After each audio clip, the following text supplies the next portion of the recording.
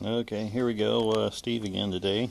I've seen another video here on this little Troy-built mower here where I made the mulching cover for the other side and mowed a few times here. Works pretty decent. Thought I got this used, so wasn't very old, but kind of make a few changes to it. You can see one thing down here, this gear shifter. Of course, for something that costs this much, can't expect a lot, but down here, this gear shifter, I got the knob off of it, but you can see how short it is.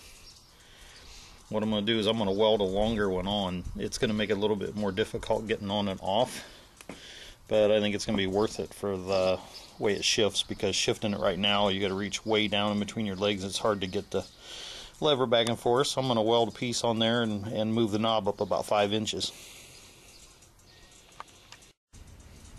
Okay, here you go. You can see what it looks like here. Right down here's the knob.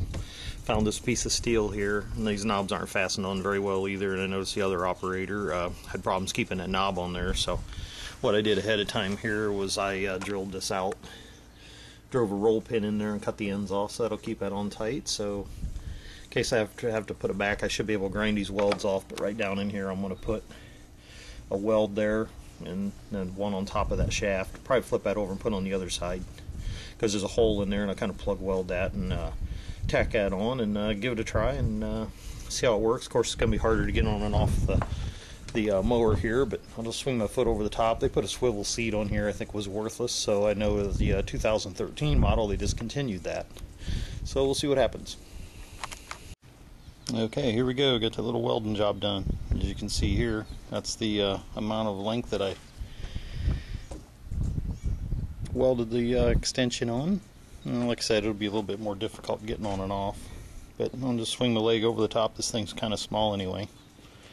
So we'll see how it works. If it doesn't work, I'll grind it back off, put the knob back on the other way, but I think it'll be fine. Check out some of those other videos. Thanks again, Steve.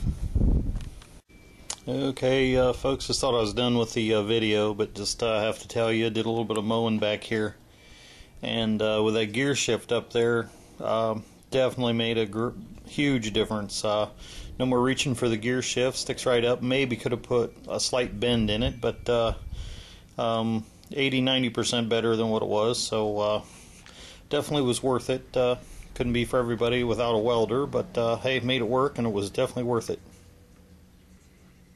Thanks again, Steve.